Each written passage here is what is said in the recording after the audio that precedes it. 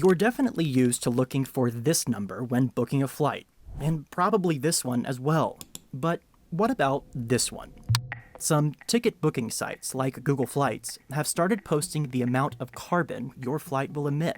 The idea is that instead of picking the cheapest flight or the shortest connection, you might pick the most sustainable. It's a helpful tool for travelers who are conscious, in some cases worried, about the environmental impact of their travels. But if we're talking about slowing down climate change, consumer choice won't be enough. Planes will continue to negatively impact our warming planet, which begs the question, is carbon-neutral aviation even possible in the era of frequent flyers and jumbo jets? Well, it's a very worthy goal that's going to take a fair amount of time to get to.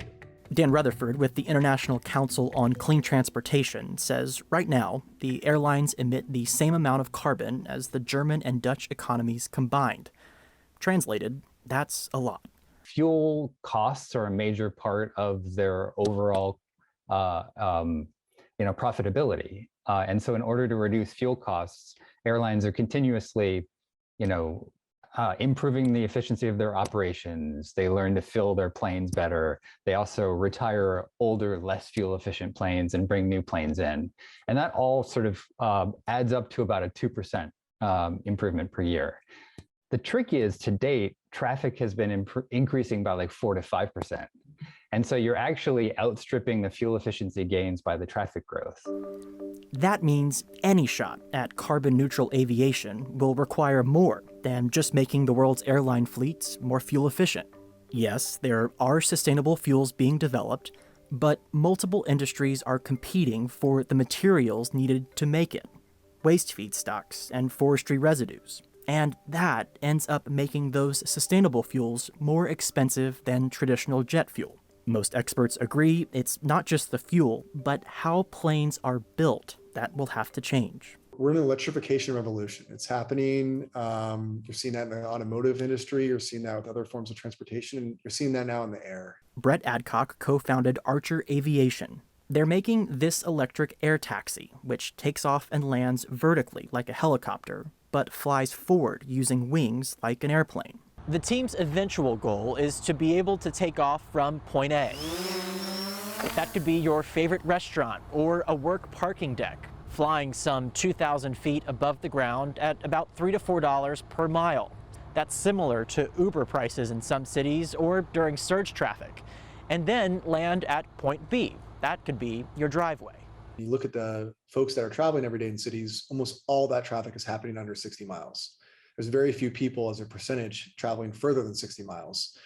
So the routes that we're really trying to fly are routes that are generally between 20 and 30 or 40 miles that folks are taking on the ground today that are taking too long. In September, the FAA finalized its G1 certification, which outlined the tech specs and safety rules Archer would have to meet before serving the public. In December, the company will begin hovering the aircraft above the ground, beginning its next phase of testing. It's not enough just to get the technology working. We have to make it very safe. We have to make it really low noise. If we're flying around cities and causing a lot of noise problems, that doesn't work. And then we have to have a low cost. So it's a fully sustainable form of transportation, or just zero emissions overall, which we think is really important. No, Archer's Maker aircraft isn't going to replace a jumbo jet. But United Airlines has invested in the company and committed to buying 200 Maker aircraft, trying to be greener and grab market share at the same time. United has also committed to buying 200 electric planes from Heart Aerospace. Their plane is expected to seat 19 people, and it could stand in for some of United's fuel-burning fleet. It's a regional jet, and the company says they expect it to fly up to 250 miles when they have it in the skies by 2026. It could cover routes like Colorado Springs to Denver or College Station, Texas to Houston. This is going to be the best business opportunity that's happened in our lifetimes. It is coming. We are going to have to get the world to net zero. It's coming whether people like it or not, and we're going to have to make those investments. The good news is that if we create the right framework, all of the investment is not, of course, going to come from airlines. Scott Kirby, United's CEO, attended COP26, acknowledging the airline industry's heavy carbon impact and his company's efforts to decarbonize the sky. He supports a modernized fleet, but also non-aviation efforts, like putting a price on carbon for high-emitting industries and investing in carbon capture technology.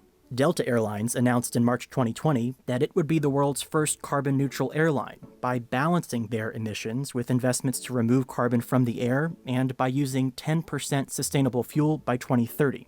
American Airlines says it will be net zero by 2050 through utilizing a combo of more efficient aircraft, sustainable fuels, and carbon capture technology. They've also committed to purchasing 250 air taxis from a European company called Vertical Aerospace. But a lot of things have to fall into place for the airlines to reach these goals, and while pledges are a starting point, it's yet to be seen if they can deliver on them. Which brings us to me and you. Until the airlines can do more to emit less, should we change our travel habits in the interest of climate change? Boycott is a really strong word, but I do think that some of us need to think about how much we fly, and when we do fly, to take steps to reduce our carbon footprint. So just to give you one statistic, about 7% of American adults take more than 50% of all flights. And on average, those people emit something on the order of 5 or 6 tons of CO2 per person due to flying. That's a pretty big number, but half of Americans don't fly at all. And a lot of us take 1 trip or 2 trips a year. And for those people, flying is actually a pretty small part of their carbon footprint. So if it's a question of taking 1 trip to see your family or taking a summer vacation, to Hawaii, for example, I would argue that that's not something you should be too worried about. But if you're more the frequent flyer type, Dan Rutherford says you can fly like a nerd. Fly on a new aircraft that's more fuel efficient, fly in economy, which increases density, fly a regular aircraft, not a small regional jet or a massive jumbo plane, and fly direct. He says those rules can lead you to a flight that's 30 to 40% less carbon intensive. Even more impactful than all this may be an innovation expected by 2035, industry experts say. Batteries are heavy, and for that reason, a totally electric jumbo jet may be far off. So Airbus is taking a different approach to flying carbon-free. They've unveiled a concept for a liquid hydrogen-powered passenger plane. By 2025, the airplane manufacturer is expected to have completed a research phase that will determine if actually building the plane is viable. A lot of people are paying attention. A lot of airlines and manufacturers are starting to make real investments in the technology. And then the policymakers are starting to realize, as we get as we decarbonize the power sector, as we get more electric cars on the road, all of those sources of greenhouse gas emissions go down, and aviation is just going up, up, up, up, up, up. I'm really optimistic right now, and I haven't always been able to say that. It can be kind of a tough space to play. But in the past, you'd have a peak of interest and then it'd disappear, and I just don't see it happening. I think this is going to be a sustained interest and a sustained challenge. And I think we will rise to the occasion, just maybe not as quickly as some people would like.